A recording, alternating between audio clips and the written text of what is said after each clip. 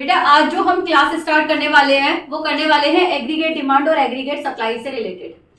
First of all जो हम class start कर रहे हैं उसके अंदर मेन जो पोर्शन है एग्रीगेट डिमांड का या एग्रीगेट सप्लाई का, उसमें ज्यादातर बच्चों को कंफ्यूजन ये नहीं है कि एग्रीगेट डिमांड होता क्या है। उनको कंफ्यूजन होती है कि किस तरीके से एग्रीगेट डिमांड की टेबल बनाई जाएगी और किस तरीके से एग्रीगेट डिमांड का कर्व बनाया जाएगा, एग्रीगेट सप्लाई की टेबल कैसे बनेगी आसानी से, क्योंकि बच्चों को ज्यादातर ये बताया नहीं जाता किस आसान तरीके से हम उसे कर सकते हैं, उसे बना सकते हैं। तो आज वो सारी जो प्रॉब्लम्स हैं तुम्हारी एग्रीगेट डिमांड से रिलेटेड है वो हम पूरी कर लेंगे।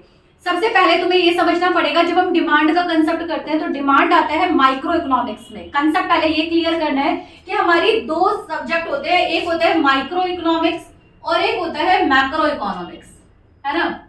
ये हम बात कर रहे हैं। अब यहाँ पर जब हम माइक्रो की बात करते हैं तो इसके अंदर हम पढ़ के आए हैं डिमांड, इसके हम पढ़ के आए हैं मार्केट डिमांड, जबकि यहाँ पर जो हम पढ़ रहे हैं वो पढ़ रहे हैं एग्रीगेट डिमांड। क्या पढ़ रहे हैं हम लोग? Aggregate demand. तो पहला, ज्यादातर बच्चे इसमें और इसमें कंफ्यूज होते हैं। अब इस कंफ्यूजन को पहले खत्म करा जाएगा। जब हम डिमांड की बात करते हैं तो यहाँ पर हम बात करते हैं इंडिविजुअल डिमांड की, यानी एक व्यक्ति के डिमांड की। जब हम बात कर रहे हैं मार्केट डिमांड की, तो मार्केट का मतलब होता है एक पर्टिकुलर मार्केट, जैसे कि आपकी फ्रूट्स मार्केट हो जाएगी, वेजिटेबल मार्केट हो जाएगी, आपकी फर्नीचर मार्केट हो जाएगी, आपकी क्लॉथ मार्केट हो जाएगी। तो उस मार्केट के अंदर पर्टिकुलर कमोडिटी की डिमांड की अगर हम बात करेंगे तो उसे हम मार्केट डिमांड बोलेंगे। लेकिन जब हम सबकी डिमांड की बात करेंगे, यानी डिमांड बाय ऑल, जब हम क्या करेंगे? Demand by all, for all goods, अगर हम सभी चीजों की बात करेंगे तो हम उसे बोलेंगे एग्रीगेट डिमांड। तो उसे हम क्या बोलेंगे? एग्रीगेट डिमांड बोलेंगे। तो आई होप कंसेप्ट क्लियर हुआ होगा। यहां पर क्या होगा? Demand by all, demand by all, लेकिन किसके लिए? For a particular good, for a particular good. अगर हम एक पर्टिकुलर गुड की बात करेंगे तो होगी मार्केट डिमांड। और जब हम सारे गुड्स की डिमांड बात करेंगे, जब हम इकोनॉमी की बात करेंगे तो हम बात करेंगे यहाँ पर किसकी बात करेंगे? तो हम बात करेंगे यहाँ पर एग्रीगेट डिमांड की। तो आई होप पहला तो कंसेप्ट ये क्लियर हो गया और यहाँ से डेफिनेशन भी क्लियर हो गया कि demand for all good by all the people in a given period of time is known as aggregate demand. Concept clear हुआ? ये हो गया आपका मीनिंग। डिफरेंसेस आपको यहाँ समझ में आ गए। फर्दर हम अगर टॉपिक लेके चलेंगे एग्रीगेट डिमांड से रिलेटेड कि एग्रीगेट डिमांड के कंपोनेंट्स क्या क्या होते हैं, क्या बात करेंगे हम? कंपोनेंट्स क्या क्या होते हैं इसके, कंपोनेंट्स ऑफ एडी। एडी बोलेंगे शॉर्ट फॉर्म में। तो एडी के कंपोनेंट क्या हो जाएंगे? बेटा देखो, आप डिमांड का क्या कंसेप्ट लेते हो? डिमांड का मतलब होता है आप मार्केट में कोई चीज खरीदने के लिए जा रहे हो, और जब आप मार्केट के अंदर कोई चीज खरीदने के लिए जाते हो तो उस पे करते हो एक्सपेंडिचर, उस पे करते हो आप खर्च। तो इसको डिमांड का मतलब हो गया demand is equal to the expenditure. जब तक आप किसी चीज को विलिंग हो खरीदने के लिए, खरीदना चाहते हो लेकिन उसके लिए खर्च करने के लिए तैयार नहीं हो, तो तब तक ये डिमांड नहीं कहलाएगी। डिमांड कभी कहलाएगी? डिमांड तब कहलाएगी जब आप उसे खरीदना चाहते हो और उसके लिए खर्च करने के लिए तैयार हो। इसका मतलब है demand is equal to expenditure हो गया।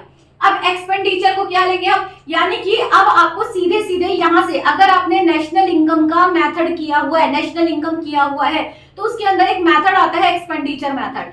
एग्रीगेट डिमांड के कंपोनेंट हो गए या आपके एक्सपेंडिचर मेथड के कंपोनेंट हो गए, बोथ आर सेम। क्योंकि हमें एक्सपेंडिचर किसका लेना है? हमारे सेक्टर हो गए दो, एक हो गया हमारा प्राइवेट सेक्टर, एक हो गया हमारा गवर्नमेंट सेक्टर। क्या करेंगे भाई? दोनों ही खर्चा करेंगे। किस किस पे करेंगे? कंजप्शन पे करेंगे एंड इन्वेस्टमेंट करेंगे। क्या करेंगे? कंजप्शन करेंगे, इन्वेस्टमेंट करेंगे। और जो चीजें हमारी बच गई उसे हम क्या कर देंगे? उसे हम कर देंगे एक्सपोर्ट। उसे हम क्या कर देंगे? एक्सपोर्ट कर देंगे, जो यहाँ पर आ जाएगा नेट एक्सपोर्ट। यहाँ पर क्या आ जाएगा? नेक्स्ट आ जाएगा हमारा नेट एक्सपोर्ट। तो ये बेटा तीन आपके कंपोनेंट हो गए। क्या हो गया हमारा? यहाँ पर देखो, private final consumption, expenditure, first point. दूसरा कंपोनेंट हो गया गवर्नमेंट भी कंजप्शन करेगा, और ये दोनों ही मिलके क्या करेंगे? इन्वेस्टमेंट करेंगे। क्योंकि इन्वेस्टमेंट जब ये कंजप्शन कर रहे हैं तो दोनों ही कंज्यूमर की कैटेगरी में आ गए, यानी दोनों सेक्टर पूरे हो गए। दूसरा हो गया प्रोड्यूसर। प्रोड्यूसर क्या कर रहा है? यहाँ पे इन्वेस्टमेंट कर रहा है। और चौथा सेक्टर क्या होता है हमारा, रेस्ट ऑफ द वर्ल्ड होता है। तो रेस्ट ऑफ द वर्ल्ड से हम नेट एक्सपोर्ट कर रहे हैं, तो ये भी तो डिमांड करते हैं हमारी चीजों की, ये भी तो एक्सपेंडिचर करते हैं। जब ये खर्च करते हैं तो हमारे देश के अंदर आता है ना, तो डिमांड कर रहे हैं ना हमारी चीजों की। तो ये सारी की सारी डिमांड को हम क्या कहते हैं, ये हमारी एग्रीगेट डिमांड हो जाएगी 4 सेक्टर इकोनॉमी की।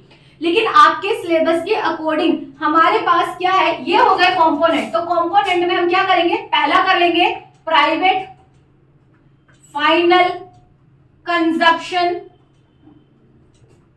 एक्सपेंडिचर, प्राइवेट सेक्टर का आ गया। फिर आ जाएगा government final consumption expenditure, government आ गया। तीसरा आ जाएगा इन्वेस्टमेंट, इन्वेस्टमेंट आ जाएगा यहां पर, क्या आ जाएगा, यहां पर आ जाएगा नेट इन्वेस्टमेंट, ठीक है, जो भी हमारा इन्वेस्टमेंट है, जो भी किया गया है। चौथा आ जाएगा नेट एक्सपोर्ट। ये आ गए आपके component of the aggregate demand. बिल्कुल एक्सपेंडिचर मेथड के कंपोनेंट को उठा के यहाँ पर ले आओ, यही है एग्रीगेट डिमांड के, क्योंकि demand is equal to expenditure होता है। जो हमारी एंटायर इनकम होती है उसको हम खर्च करते हैं, या तो कंजप्शन पे करते हैं या इन्वेस्टमेंट पे करते हैं। कंजप्शन कौन कौन करेगा, प्राइवेट सेक्टर करेगा, गवर्नमेंट सेक्टर करेगा, रेस्ट ऑफ द वर्ल्ड करेगा। कंसेप्ट क्लियर हुआ। तो यहाँ पर हो गया आपका component of AD. I hope easy हो गया होगा अब आपके लिए। नेक्स्ट आ जाता है हमारा जो सिलेबस है उसके अकॉर्डिंग है, एग्रीगेट डिमांड को हम 2 सेक्टर इकोनॉमी में लेके चल रहे हैं, हमारी कंट्री का लेके चल रहे हैं, जिसमें हम 2 कंसेप्ट लेंगे। पहला कंसेप्ट जो आ जाएगा वो आ जाएगा कंजप्शन, और दूसरा आ जाएगा इन्वेस्टमेंट। यानी चाहे कंजप्शन प्राइवेट सेक्टर को, गवर्नमेंट सेक्टर को हमने कंजप्शन ले लिया, चाहे इन्वेस्टमेंट हमारा प्राइवेट सेक्टर का या गवर्नमेंट सेक्टर का हमने इन्वेस्टमेंट ले लिया। यहाँ पर हमने 2 सेक्टर इकोनॉमी के हिसाब से हमने इसे क्या कर दिया है, हमने इसे डिवीजन कर दिया। हमने इसमें क्या बना लिया, एग्रीगेट डिमांड की अब हम बनाएंगे टेबल। तो एग्रीगेट डिमांड की टेबल क्या बन जानी है बच्चे, एग्रीगेट डिमांड की टेबल बन जानी है, जिसके अंदर सबसे पहले होती है आपकी इनकम। इनकम से आप क्या करते हो, खर्चा करते हो। अब खर्चा करने में हमें क्या चाहिए, हमें 2 कंपोनेंट इसके अंदर चाहिए, पहला चाहिए सी और दूसरा चाहिए आई। यानी कि aggregate demand is equal to क्या कह रहे हैं, कंजप्शन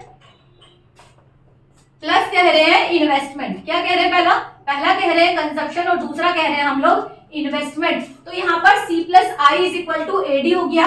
तो अब यहाँ पर हम बनाएंगे कैसे बच्चे, यहाँ पर बात होती है कि हमारी जो टोटल इनकम होती है, अगर हम टोटल इनकम को हम मान के चल रहे 0, 100, 200, 300, 400, 500, ये हमारी इनकम हो गई। अब इस इनकम के हिसाब से हम यहाँ पर कंजप्शन ले रहे हैं। अब बेटा सबसे बड़ी प्रॉब्लम आती है, हमारी सबसे बड़ी प्रॉब्लम जो निकल के आती है वो आता है, क्या कंजप्शन हमारा 0 हो सकता है, नहीं हो सकता। अब आप ये मान के चलो आप लोग सारे स्टूडेंट हो, तो क्या आप कोई फीस नहीं देते, कोई खाना नहीं खाते, कोई कपड़े जो आप यूटिलाइज करते हो, शेल्टर हो गया, तो क्या वो सारे नहीं कर रहे हो ना। इसका मतलब है अगर आपकी इनकम 0 भी होती है तो भी कुछ ना कुछ कंजप्शन रहता है, और इसी कंजप्शन को हम यहाँ पे डालेंगे। इसका मतलब है 0 लेवल इनकम पर भी कोई ना कोई कंजप्शन होता है। अब सबसे बड़ी मुसीबत क्या है, याद क्या रखना है तुम्हें, याद कुछ नहीं रखना है, यहाँ पर ना तुम ये बैलेंस बना लो। अब बैलेंस क्या बनाना है, आप ये बैलेंस बना के रखो, बस तुम्हें याद रखना है, क्या याद रखना है, 40 आपने लिया हुआ है कंजप्शन और 40 ही ले लो आप अपना इन्वेस्टमेंट। अब इन्वेस्टमेंट को हम या ऑटोनोमस इन्वेस्टमेंट या एक जैसा इन्वेस्टमेंट, जब इन्वेस्टमेंट के अंदर कोई चेंज नहीं लेते, इनकम का कोई भी लेवल हो लेकिन इन्वेस्टमेंट सेम रहने वाला है, इसी को हम बोलेंगे ऑटोनोमस इन्वेस्टमेंट। और इसको ले लो आप 40, यानी इनकम आपकी कोई भी है, it doesn't matter, the matter is there, आपने इन्वेस्टमेंट हमेशा बराबर लिया। अब दूसरा आपको जो याद करना है, सबसे मेन चीज है, इस टेबल को याद कैसे करना होता है, टेबल याद करनी ही नहीं है। हमने क्या किया, इनकम ले ली 0 से लेके 100 का प्लस करते चले जाओ, 0, 100, 200, 300, 400, 500, ये आपकी हो गई इनकम। अब तुम्हें क्या करना है, इन्वेस्टमेंट आपने ले लिया, किसके बराबर का ले लिया, जो आपके कंजप्शन का बराबर है, और सेम इन्वेस्टमेंट कर दिया। अब आपको कंजप्शन कैसे याद करना होता है, ज्यादातर बच्चों को, जो बच्चे पढ़ने में वीक होते हैं, उन्हें सबसे बड़ी परेशानी होती है कि किस तरीके से आप एग्रीगेट डिमांड की टेबल या एग्रीगेट सप्लाई की टेबल याद करें। एग्रीगेट सप्लाई की टेबल बहुत आसान है याद करना, आगे आ जाएगी, वो हम कर लेंगे। लेकिन सबसे मेन चीज है, सिर्फ तुम्हें कंजप्शन याद करना है, कंजप्शन में भी कुछ नहीं याद करना। 40 लिखो और 40 में हर बार 80 प्लस कर दो, लास्ट तक कुछ नहीं करना। इसमें 80 प्लस कर दो, कितना आ जाएगा 120, फिर 80 प्लस कर दो, कितना आ जाएगा 200, फिर 80 प्लस कर दो, कितना आ जाएगा 280, फिर 80 प्लस कर दो, कितना आ जाएगा 360, फिर 80 प्लस कर दो, कितना आ जाएगा तुम्हारा, आ जाएगा 440। कंसेप्ट क्लियर हुआ, ये हो गया तुम्हारा कंजप्शन और इन्वेस्टमेंट। आसान है। आपने क्या किया 40 किया, 40 तुमने इन्वेस्टमेंट लेके चले गए, 40 में हर बार इसका डबल प्लस करते चले जाओ, 80 80 80 80 प्लस करते चले जाओ, automatically your answer will come. समझ में आ गया। नेक्स्ट अब हम एग्रीगेट डिमांड का फॉर्मूला हमने क्या लिखा हुआ है, aggregate demand is equal to consumption plus investment किया हुआ है। तो यहाँ पर एग्रीगेट डिमांड क्या बन जाएगी, aggregate demand is equal to C plus I. तो यहाँ पर क्या ले लिया हमने एग्रीगेट डिमांड को, C प्लस आई ले लिया। क्या लेना है हमें, इन दोनों को प्लस कर दो, यानी कि ये हो जाएगा 80, ये कितना हो जाएगा 160, ये हो जाएगा 240, ये हो जाएगा आपका 320, ये हो जाएगा आपका 400 और ये हो जाएगा 480। क्लियर जी। अब आप ये देखो एग्रीगेट डिमांड आपकी एग्रीगेट इनकम के बराबर कब हो रही है, यानी इनकम के बराबर क्या हो रही है। जनरली इसके अंदर हम बैलेंसिंग पॉइंट तो नहीं देखते हैं, है ना, हम सिर्फ ये देखते हैं कि हमारी इनकम का कंजप्शन कितना है और इन्वेस्टमेंट कितना है। अगर हम बैलेंसिंग पॉइंट देखने की भी बात करते हैं तो आप यहाँ देखोगे कि एग्रीगेट डिमांड हमारी इनकम के बराबर कौन से पॉइंट पर हुई है, इस पॉइंट पर हो गई है। 400 is your expenditure और 400 is your income and that will make your balancing point जो आपका आगे वाले चैप्टर में आएगा है वैसे यही बेसिकली। जब आप करोगे ना एग्रीगेट डिमांड एग्रीगेट इनकम के कब बराबर होती है, यहाँ बराबर होती है। एग्रीगेट डिमांड कितनी है 400, एग्रीगेट इनकम कितनी, टोटल इनकम कितनी है 400। क्या हो गया, बैलेंसिंग हो गया। तो बैलेंस आप यहाँ देख सकते हैं। अब इसी को आपको डायग्राम में, अब आपको बेटा जब भी पेपर में करते हो तो आपको एक्सप्लेनेशन करना होता है। एक्सप्लेनेशन आप करोगे, टेबल का भी करोगे और डायग्राम का भी करोगे, डायग्राम अभी आगे बनाएंगे। टेबल का एक्सप्लेनेशन आप क्या करते हो, टेबल का एक्सप्लेनेशन दोगे आप लोग कि जब हमारी इनकम जीरो होती है तो भी हमारा कंजप्शन पॉजिटिव होता है। जैसे जैसे हमारी इनकम बढ़ती जाती है वैसे वैसे हमारा कंजप्शन भी बढ़ता जाता है। अगर हम टेबल की बात करते हैं तो इन्वेस्टमेंट हमारे हर लेवल ऑफ इनकम पर हमने कांस्टेंट रखा है, एक जैसा रखा है, जिसको हम ऑटोनोमस इन्वेस्टमेंट मान के चल रहे हैं कि हर लेवल, चाहे हमारी जीरो इनकम भी थी तो भी हम कुछ ना कुछ इन्वेस्टमेंट कर रहे थे। टेबल के अकॉर्डिंग एग्रीगेट डिमांड जो होता है वो C प्लस आई होता है, कंजप्शन प्लस इन्वेस्टमेंट होता है। और एक लिमिट के बाद जो आपका कंजप्शन होता है, जो आपकी एग्रीगेट डिमांड होती है वो एग्रीगेट इनकम के बराबर या टोटल इनकम के बराबर हो जाती है। ये दे दिया आपने इसका एक्सप्लेनेशन। अब आगे नेक्स्ट क्या आ जाएगा, नेक्स्ट आ जाएगा आपका इसका डायग्राम। नेक्स्ट क्या आ जाएगा, इसका डायग्राम आ जाएगा। अब डायग्राम पे आपको क्या देना है, डायग्राम पर यहाँ पर जो आप दे दोगे वो दे देते हो आप बेसिकली क्वांटिटी 1 2 3 4 करके, या इनकम दे देते हो। यहाँ पर क्या आ जाएगा तुम्हारा, क्योंकि आप जो आपकी इनकम होती है उस इनकम पे यूनिट कितनी है हमारी 1 2 3 4 5 6, तो यहाँ पर आप क्या कर लोगे 1 2 3 4 5 6, यहाँ पर आपने एक तरीके से नंबर इनको प्लेस कर दिया। अब आप क्या करोगे, यहाँ प्लेस करोगे, आप अपने इनकम को प्रेजेंट करोगे, यहाँ प्रेजेंट करोगे, क्योंकि इनकम से ही कंजप्शन और इन्वेस्टमेंट जा रहा है। तो यहाँ पर आप क्या प्रेजेंट कर रहे हो, क्योंकि ये जीरो से लेकर है तो जीरो तो ये हो गया, फिर हो गया 100 200 300 400 और 500। अब याद रखना है यहाँ पर 50 हम मान के चल रहे हैं कि ये 50 है। यहाँ पर हो गया 100 200 300 400 एंड 500।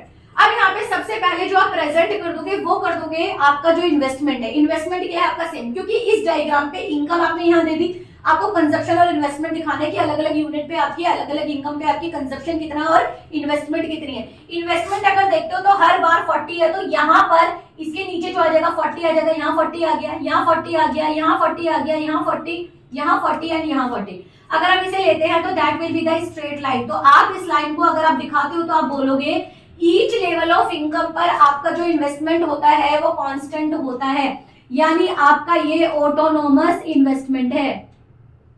ऑटोनोमस इन्वेस्टमेंट है, यानी इन्वेस्टमेंट क्या कह रही है, इन्वेस्टमेंट कह रही है एक्सेस, एक्स एक्सिस के ओएस एक्सिस के पैरेलल होती है। क्या होती है, ओएस एक्सिस के पैरेलल होती है आपकी इन्वेस्टमेंट लाइन।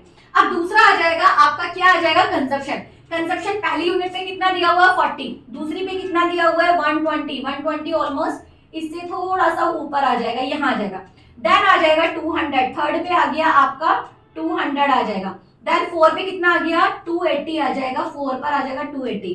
नेक्स्ट कितना आ गया 360 आ जाएगा, 360 ऑलमोस्ट आ जाएगा यहाँ पर। एंड नेक्स्ट आ जाएगा 400 आ जाएगा लगभग यहाँ पर। इस लाइन को आप सीधे सीधे यहाँ पर बना लेंगे इस तरीके से। इसका मतलब क्या हो गया, इसका मतलब है कि आपकी इनकम जैसे जैसे बढ़ रही है वैसे वैसे आपका कंजप्शन भी बढ़ रहा है। डायग्राम को बस सीधा बना दीजिएगा, नथिंग एल्स इज देयर। थोड़ा सा तिरछा हो गया लाइन की वजह से, and then it will be 400। Last वाला क्या आ जाएगा तुम्हारा 400 आ जाएगा। क्लियर हुआ? तो I hope it is clear. मुझे लगता है कि आप लोगों को ये टॉपिक क्लियर हो गया होगा। एग्रीगेट डिमांड का कंसेप्ट क्लियर है। एग्रीगेट डिमांड की सबसे पहले आगे डेफिनेशन, एग्रीगेट डिमांड क्या होती है? Demand by all on of all the goods, basically demand by all for all the goods in a particular period of the time is known as a aggregate demand. Aggregate demand refers to the private final consumption expenditure, government final consumption expenditure आ गया, investment and then net export. That will be your definition basically. उसके बाद आपको definition देने के बाद कभी भी जब आप डेफिनेशन आपसे पूछा जाता है कि एग्रीगेट डिमांड को डिफाइन कर दीजिए, उसके बाद आप डेफिनेशन लिखने के बाद 2 या 3 लाइन उसको इलैबोरेट करने के लिए आपको लिखनी ही चाहिए। नेक्स्ट आ जाता है उसकी कंपोनेंट। कंपोनेंट हमने डेफिनेशन में भी बोल दिया है। आपको अगर नहीं याद रखते तो डेफिनेशन से कंपोनेंट बना दो, कंपोनेंट से डेफिनेशन। क्या बताया था? जो आपका एक्सपेंडिचर मेथड है उसी की कंपोनेंट को उठा के यहाँ पे लेके आना है, तो हमने दे दिए और उसको 2-2, 3-3 लाइन में हमने एक्सप्लेनेशन कर दिया, अगर एक्सप्लेनेशन पूछा गया है, अगर डिटेल में क्वेश्चन पूछा गया है।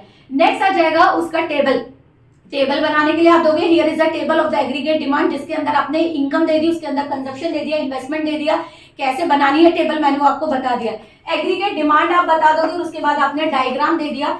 टेबल का छोटा सा टेबल के अंदर जब आप टेबल की डेफिनेशन डिफाइन करोगे, टेबल को नीचे डिफाइन करोगे, 5-6 लाइन में आपको डिफाइन करना चाहिए। पहली लाइन में दे दो इनकम का और कंजप्शन का रिलेशन, दूसरी लाइन में दे दो इनकम का और इन्वेस्टमेंट का रिलेशन, नेक्स्ट लाइन में जो आप दे दो वो दे दो एग्रीगेट डिमांड का आपकी रिलेशन दे दो कि एग्रीगेट डिमांड के अंदर C+I कहां पर है, और अगर दे सकते हो तो एग्रीगेट डिमांड का इनकम के साथ रिलेशन आप अपने टेबल के बाद में दे दो। उसके बाद सेम आपने दे दिया कि फिगर, इस फिगर को दोगे, figure aggregate demand figure is representing on a O axis it is a unit and OY axis it is presenting the income on which the different consumption and investment are placed।